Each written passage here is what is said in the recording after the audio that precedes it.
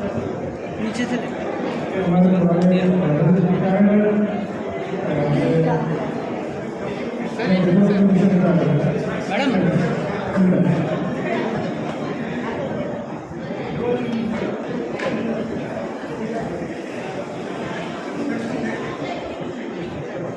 Thank you.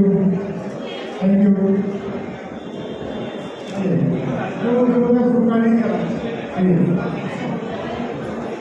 सभी से मैं अनुरोध करना चाहूँगा कि पुलिस का आप आगे बढ़ो।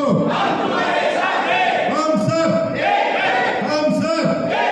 धन्यवाद। काम शुरू किया है और ये चालक शहर अध्यक्ष भगत जी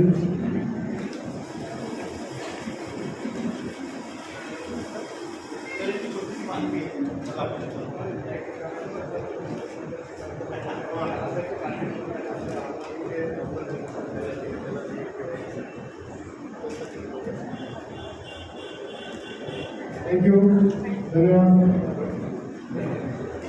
इस संगठन का सर आज का जो प्रोग्राम था उसमें कामगार कांग्रेस की तरफ से इस बात की तरफ जोर दिया गया है कि डिजिटलाइज होना कितना ज़रूरी है और डॉक्टर उदित राज साहब ने भी इस चीज़ की तरफ ध्यान दिलाया। आप भी आए हैं, आपको जो समाज सेवाएं हैं वो किसी से छुपी नहीं है, आप तारुफ के मोहताज नहीं है। बाबा सिद्दीकी साहब, किस तरह से आप कामगारों को इस ताल्लुक से उत्साहित करेंगे, क्योंकि ज़्यादातर कामगार होते हैं वो इस चीज़ में इंटरेस्ट नहीं लगते, शायद उन्हें काम ना मिल पाने की वजह से, वक्त ना मिल पाने की वजह से, क्या करें? हमेशा कांग्रेस गरीबों को साथ रही है और ये वो मैं समझता हूँ क्षेत्र है असंगठित जिनका रहबर ही कोई नहीं है। तो डॉक्टर उदित राज जी, सोनिया जी, राहुल जी, इन्होंने ये बीड़ा उठाया है, इनको अध्यक्ष बनाया है महाराष्ट्र का। बदरुज्जमा जी जिनको महाराष्ट्र का अध्यक्ष बनाया है। मैं समझता हूँ इससे लोगों को बहुत फ़ायदा होगा और ये असंगठित जो लोग हैं उनके नेतृत्व में जब नेतृत्व मिलेगा तो उनके जो इश्यूज है उसको रिजॉल्व करने की पूरी कोशिश कांग्रेस करेगी। जी ठीक है। डॉक्टर साहब, आज जो यहाँ पर ये कांग्रेस कामगार संगठन की मीटिंग रखी गई थी, किस ताल्लुक से रखी गई थी, उसका इन शॉर्ट आप ब्यौरा दीजिए। आज असंगठित कामगार कर्मचारी कांग्रेस की महाराष्ट्र प्रदेश की बैठक यहाँ पर रखी गई थी और उसके अध्यक्ष बदरुज्जमा जी हमारे साथ में विराजमान हैं, सुशील सिंधे जी महासचिव, और भी हमारे पदाधिकारी लोग हैं। देश के जो 45 करोड़ असंगठित कामगार हैं उनको इकट्ठा करने की जिम्मेदारी कांग्रेस पार्टी ने दिया है। सोनिया जी ने, राहुल जी ने यह जिम्मेदारी हम लोगों को सौंपी है। मैं राष्ट्रीय अध्यक्ष हूँ और आज की जो यहाँ पर बैठक थी बहुत ही अच्छी बैठक थी, पहली बैठक थी और मैं तो मानता हूँ कि संगठन को लगभग जीरो से शुरू किया जा रहा है, उसमें गति दी जा रही है। उसमें सदस्यता अभियान की बात और जिन क्षेत्रों में ज़्यादा संगठित कामगारों क्षेत्रों में काम करने की बात, सोशल मीडिया पर सक्रियता की बात, 3-4 मुद्दों पर हुई है और नए लोगों को जोड़ने की बात, ताकि संगठन का विस्तार किया जाना चाहिए। और देश में सबसे बड़ा वर्ग है ये, तो इस वर्ग को अभी तक संगठित नहीं किया जा सका था जिस तरह से किया जाना चाहिए। इनका कोई निश्चित वेतन नहीं है और वेजेज नहीं है, कोई मेडिकल फैसिलिटीज नहीं है, बच्चों की पढ़ाई का कोई व्यवस्था नहीं है, तो यह वर्ग सबसे ज़्यादा वंचित है और इसको संगठित करके आंदोलन करके इसके अधिकार को दिलाने चाहिए। पिछले 6 सालों में सर जिस तरह से तुष्टीकरण हुआ और खास तरह से जैसे आपने कहा कि ये वर्ग जो है मजदूरों का, कामगारों का, इसके ऊपर सबसे ज़्यादा असर पड़ा। और आपका जो प्रोफाइल हमने देखा है सर, आप हर क्षेत्र से जुड़े रहे, आप एमपी भी रहे, आप इनकम टैक्स से भी जुड़े रहे, समाज सेवक भी रहे। तो सर जो कांग्रेस की हासिल की हुई उपलब्धियाँ हैं और जो हालात इस वक्त चल रहे हैं, तो आपको क्या लग रहा है दोबारा से जीरो से अपने का शुरू किया जाएगा तो कितना वक्त लग सकता है और कितनी परेशानी आपको आ सकती है दोबारा से इन्हें संगठित करने में और दोबारा से इनको उनका हक दिलाने में? नहीं, कांग्रेस के लिए नहीं कहा था, कांग्रेस के इस डिपार्टमेंट को कहा था जो असंगठित कामगार और कर्मचारी कांग्रेस की बात है कि इसको अभी शुरुआत की जा रही है।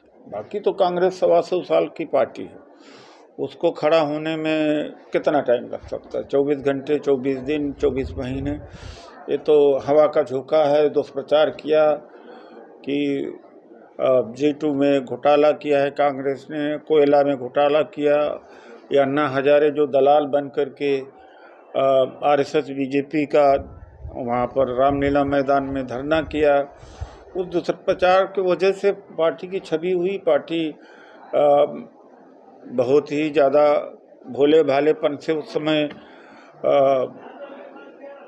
रही है, भोले भालेपन में रही है कि जवाब नहीं दे पाई, और उसका दुरुपयोग उठाया और जनता हमारे खिलाफ हुई। तो अब वो तो पार्टी तो है ही है, जब चाहेंगे हम पार्टी उठ जाएगी। उत्तर प्रदेश का चुनाव जारी है, इस ताल्लुक से क्या कहेंगे? कांग्रेस की कैसी पोजीशन लग रही है आपको? कांग्रेस की अच्छी पोजीशन है, प्रियंका गांधी जी के नेतृत्व में बहुत अच्छा काम चल रहा है।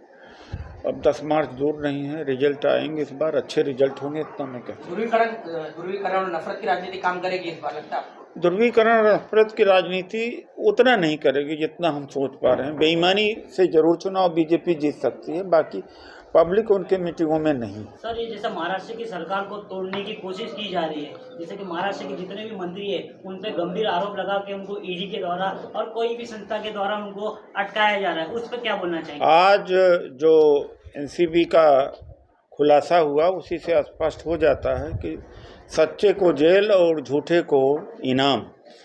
समीर वानखेड़े ने वास्तव में गलत रूप से शाहरुख खान के बेटे को फंसाया था।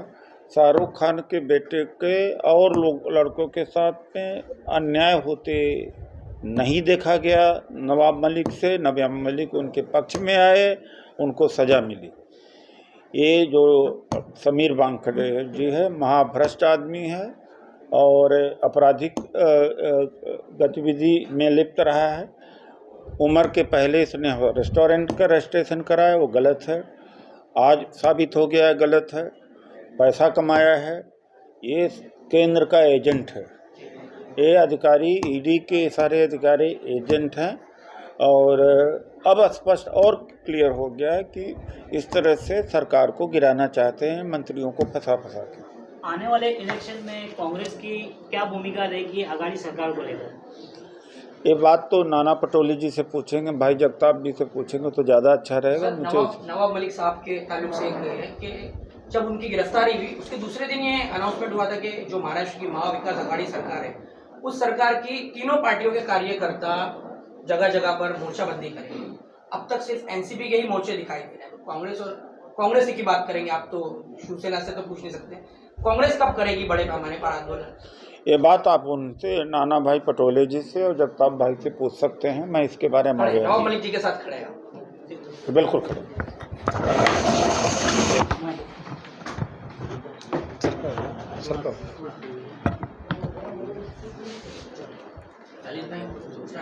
बदरू भाई, आपने कामगार संगठनों की एक पहल रखी है 0 से। अब तक कितने कामगार संगठन के लोग आपसे संस्था से जुड़े और कितने काम अब तक संस्था को लेकर हुए? देखिए, महाराष्ट्र में 7 डिस्ट्रिक्ट है और 7 डिस्ट्रिक्ट से तकरीबन हमारी सभी संगठन पूरी बंदी है और हमारे राष्ट्रीय अध्यक्ष जी ने अभी आपके सामने सब कहा है और हम लोग काम करने जा रहे हैं। राष्ट्रीय अध्यक्ष जी ने अभी हमारे को मार्गदर्शन किया है। Thank you. आगे की क्या राजनीति? देखिए, राहुल गांधी जी की एक सोच थी कि इस देश में दबा कुचला और असहाय वर्ग, दुर्लक्षित, जिसका किसी भी संगठन का या किसी पार्टी का जिसके ऊपर कोई भी ध्यान नहीं था, राहुल गांधी जी ने ये सोचा कि हम इन लोगों तक पहुँचे और इन लोगों को हम मदद करें और हमारे संगठन इन लोगों को मदद करना चाहिए। हमारे ये असंगठित कामगार कर्मचारी कांग्रेस की स्थापना की और अभी उनके राष्ट्रीय अध्यक्ष हमारे उदित राज जी सर को बनाया गया और ऐसे व्यक्ति को बनाया गया है जो देश में एक अपना अलग नेतृत्व रखते हैं और उन्होंने देश में दबे कुचलों की आवाज़ बनकर बारी बारी सांसद में, जबकि वो बीजेपी के सांसद थे उस वक्त भी उन्होंने बीजेपी के विरोध में दबे कुचलों के खिलाफ में जो